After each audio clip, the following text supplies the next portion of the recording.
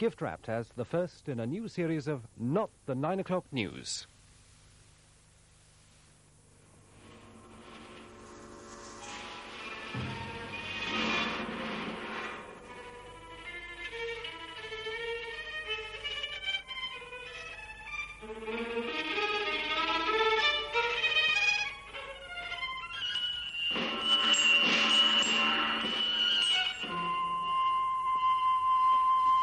Hello?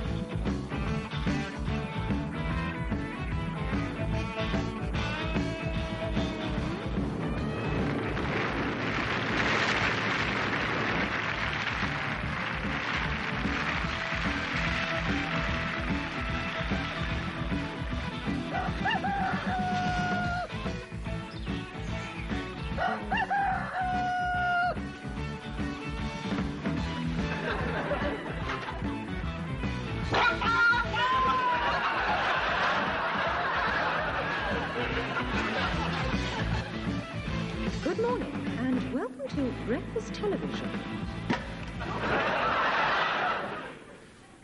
And now, here are the main points again. The Soviet Union. 47-year-old Mikhail Gorbachev is the youngest party member ever to hold a full seat on the Politburo. His duties will include the streamlining of agricultural methods, speeding up grain distribution, and wheeling the other members around the park on Sunday. And as the tension mounts for Jimmy Carter, his doctors warn him to cut down on his daily intake of tranquilizers.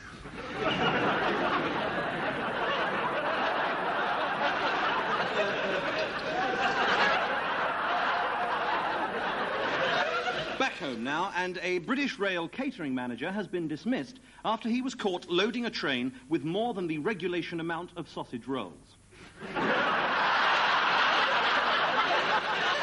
Mr. Kurt Waldheim has decided to resign as head of the United Nations so that he can concentrate on running his brother-in-law's laundrette.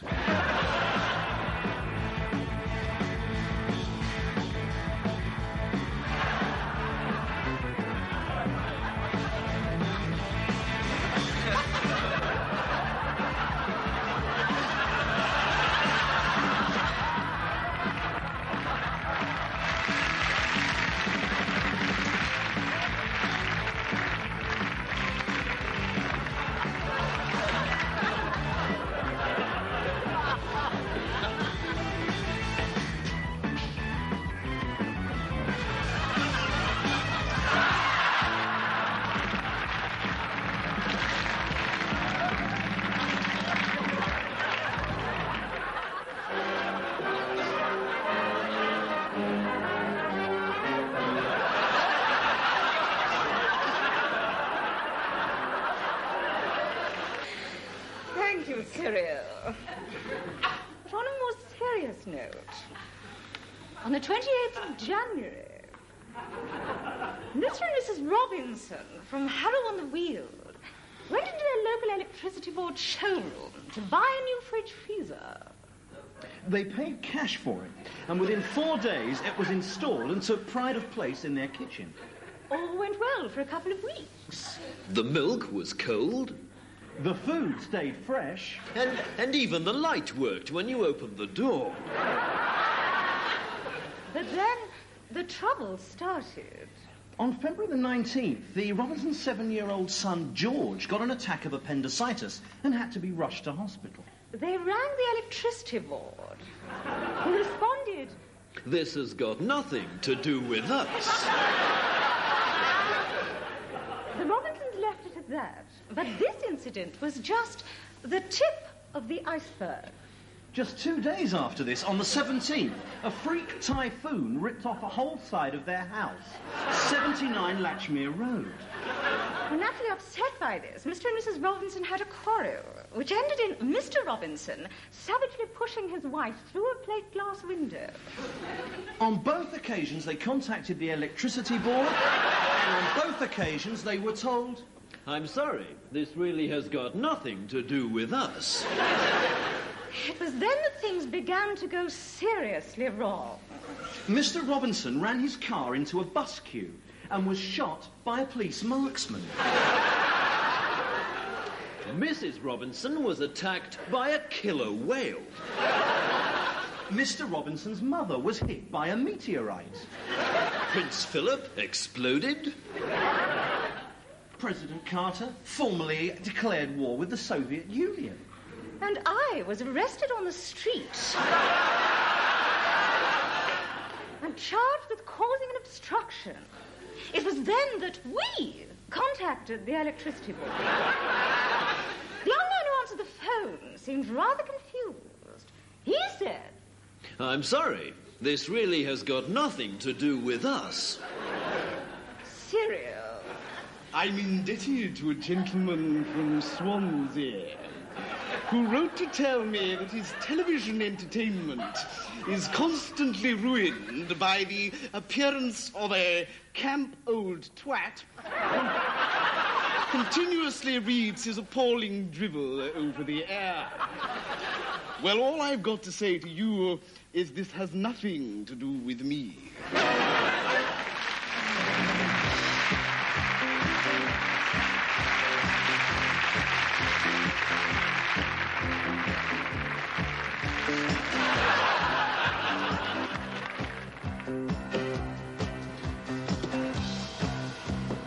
Do you have a biro, please? Thanks.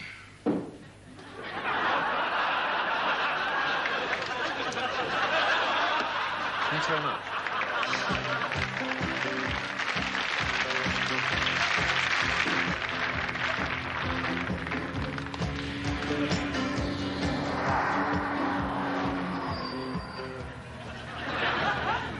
Well, you drove like that on a public highway, you deserve to be called a raving maniac. 25 years I was in the police force, and quite honestly, I've never seen anybody drive in quite... Just a second, Sir Robert, that was fine, Yes, there's just one small thing.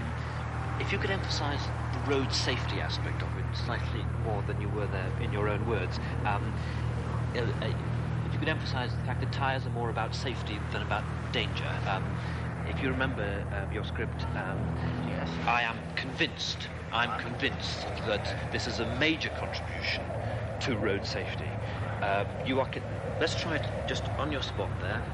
Okay, let's rehearse it, and Yes. rehearsal. I am convinced that this is... That's right. I'm convinced that this is a major contribution to road safety. to road safety. I am convinced. I am convinced that this is a major contribution to road safety. I am convinced that this is a major...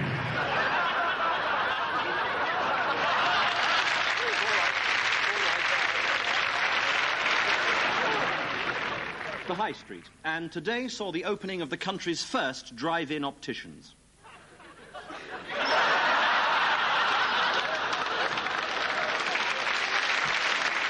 At a party to celebrate her 55th birthday last week, Mrs. Thatcher blew on the cake and lit the candles. And the recent mysterious disappearance of Sir Keith Joseph was explained today when he was found looking for the other half of his moustache. And members of the Voluntary Euthanasia Society, Exit, today went on their annual outing to Morecambe. Leonard Brezhnev paid a short visit to Poland today, where he was guest of honor at a banquet held by the Friends of the Soviet Union.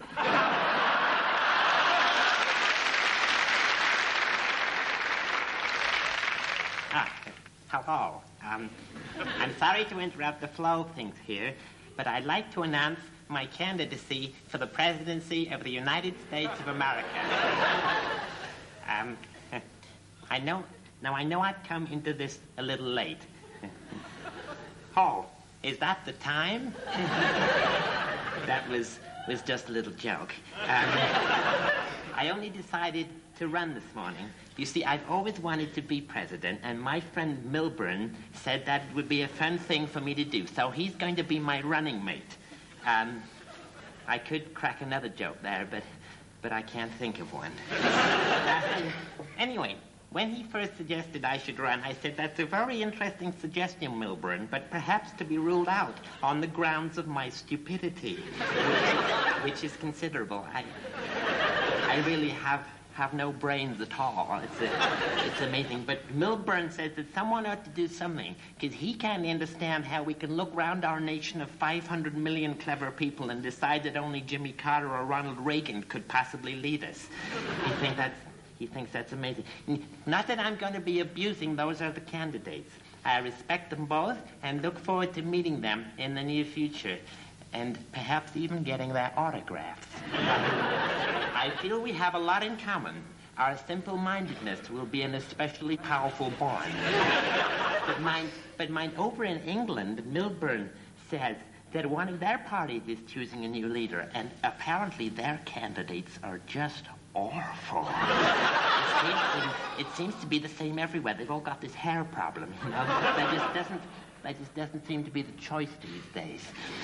Anyway, my name's Richard Head.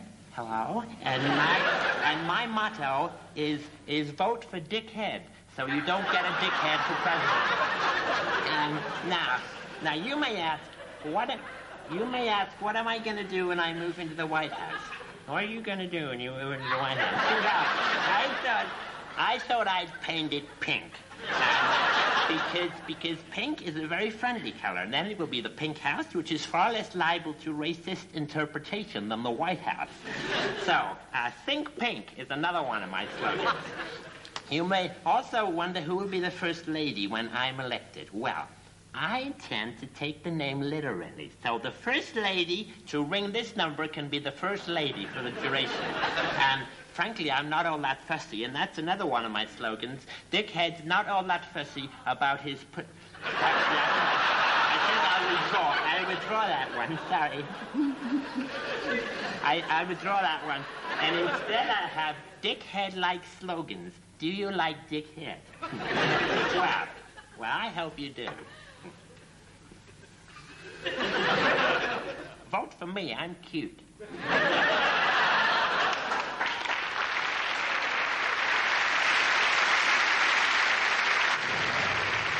This summer, Mr. and Mrs. Watkins set off on holiday without paying their television licence. Around to regret it. The Gilbert family forgot to pay their licence too, so we sent them a little reminder on their wedding anniversary. It's no use running away. We're a large organisation and we've got plenty of time. As Mr. Aylett of Basildon found out. So get a licence. It's cheaper than a funeral.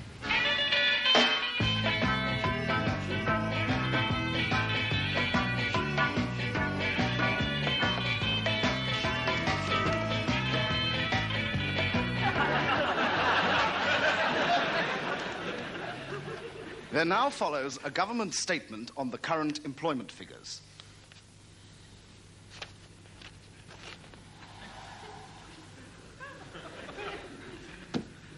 Oh, dear.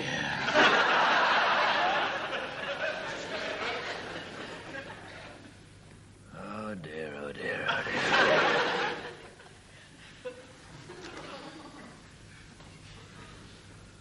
Oh, God.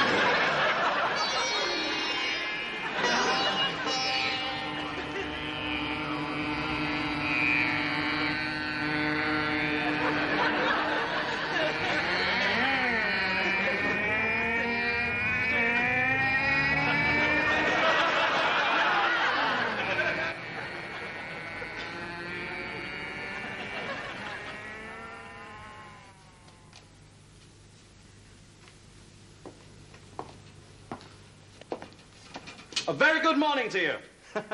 I'll have a jar of Keep It Up cream, please. Actually, no, on second thoughts, make that 2 jars. Only I'm feeling a bit randy this week. And I'll have a large rubber inflatable woman. My old one's getting a bit flat. Ah, there. Morning. I see you stock the new Cock-a-Doodle Dandy. Any good, are they? I don't know, I've never... Look, I say, have any of you tried one of these? I'm thinking of buying one. Please. What? You're annoying my customers. What? Look, I'm not annoying you by asking you if you've tried one of these, am I? Dr. Lewis! Hello there! You've dropped your rampant bull jelly. Please. But he's dropped his rampant bull jelly. Would you mind keeping your voice down? But it's jolly expensive stuff. You know, he'll be very annoyed when he gets home. Now, I'll have a gross of the contraceptives, please. The black ones with the end shaped like a six-shooter. Midnight Cowboy, I think they're called. They're marvellous if you've got a small one. I've got a small one. Tiny. What about you? You look to me the sort of chap who's got a right John Bindon down there. You must meet my wife, Chloe, darling. Come in and meet the Albert Memorial. How do you do? How do you do? Darling, have you got any Casanova pellets? Yes, I've got a kilo in the trolley. Now, you see, we've got the party tonight, darling. We might need more... The party? You must come to the party. In fact, everybody should come to... I expect you get a lot of that, do you? People coming in and not buying anything?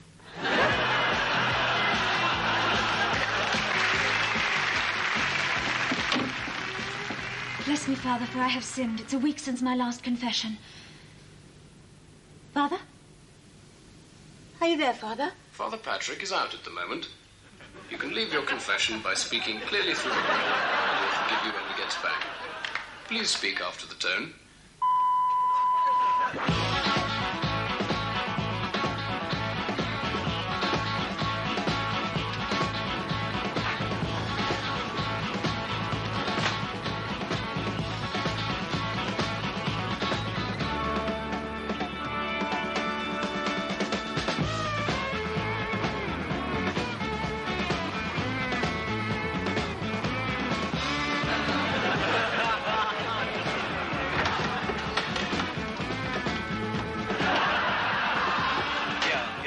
We've seen one, yeah. It was about 10:30 at night, I suppose. We were coming back from the pub, and it was a very clear evening, and suddenly it was just there, this huge thing. Yeah, incredible. it had rows of lights all down the side, didn't it? Yes, Double row. Yes, it was just sort of two layers of lights then, but it was incredible. I mean, it was actually only with us for a second, you know. Yeah, it just sort of flashed past like a streak of lightning, really, didn't it? We didn't get a really close look, but it was cigar-shaped. Yeah. Well, no, it wasn't so much cigar-shaped. It was kind of it was more. Oh look! There's another one. Look there. Look. Two of them.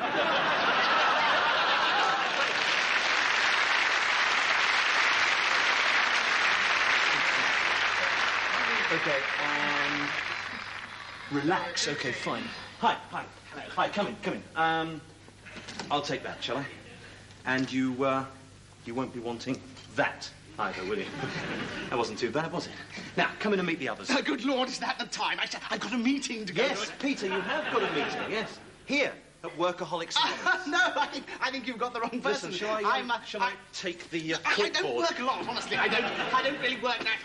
I don't really work. Yes, I do. I'm a workaholic. God, Sit down. You're amongst friends here, Peter. Amongst friends here. Betty. Betty's a manic housewife. Fred here was a 24-hour plumber. I was an insatiable hairdresser. We all know your story, Peter. When did you start? What, 17, was it? 16. Yeah, and you were still at school, right? Yeah. I bet there was a careers master involved there somewhere, wasn't there? And I suppose there were a couple of older guys who were into shift work, yeah? Well, I didn't like it at first, you see. But it was the manly thing to do, wasn't it? The manly thing to do. And it was about then that you OT'd, right? Yeah.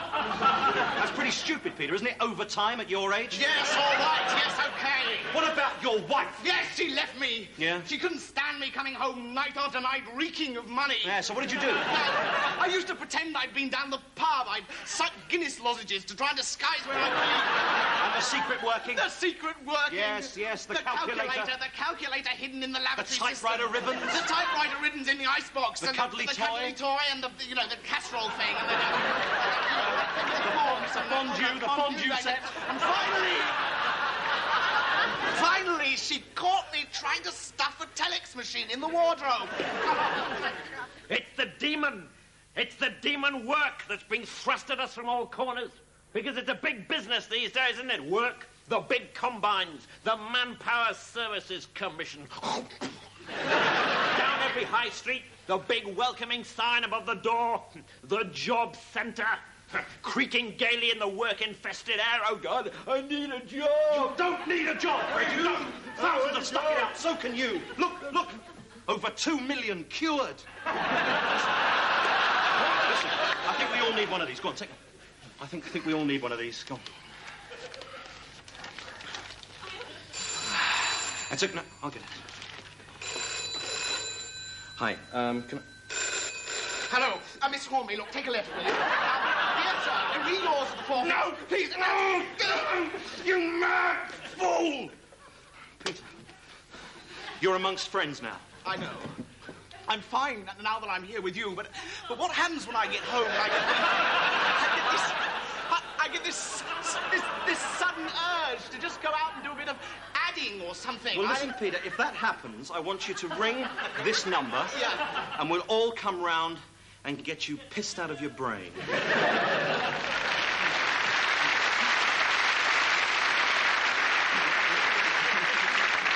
Industrial news now, and Liverpool dockers today called off their threatened action and have now agreed to handle Barbara Streisand's snuff box. A man was arrested today on suspicion of stealing the Queen's handbag. He was later released after she failed to pick him out at an identity parade.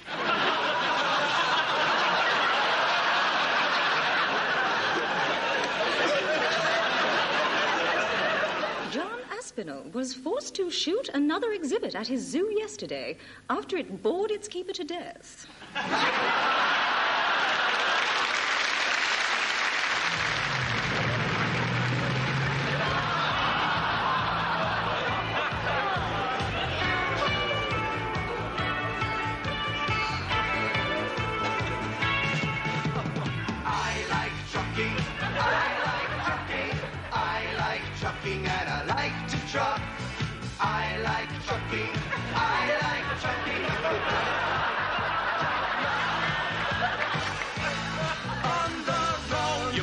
Be brave and tireless. On the road, you can listen to the wireless. On the road, you eat cafe food with pride.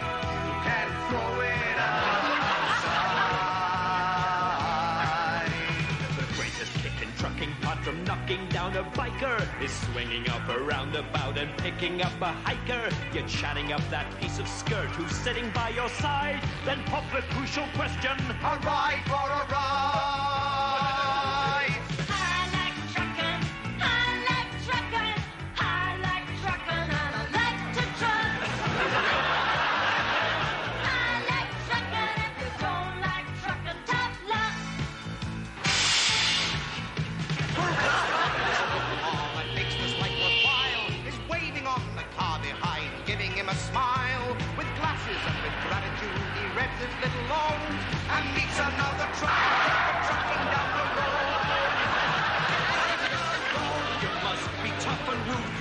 And the rumors that we're gay on the road. You can wear your shirt sleeves rolled. You eat chocolate when it's from behind. We like to sneak up on you from behind. Never mind if you hit 'em, never mind. We like trucking. We like trucking. We like trucking and we like to truck. We like trucking. We like trucking. If you don't like trucking, tough luck. We like trucking. We like trucking. We like trucking and we like to truck. We like trucking. We like trucking. If you don't like trucking, tough luck.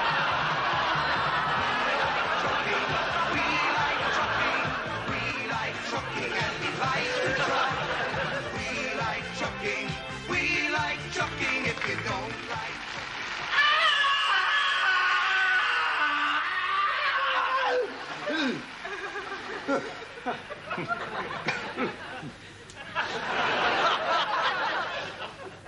Well, I'll be buggered if I go out there tonight, I can see it.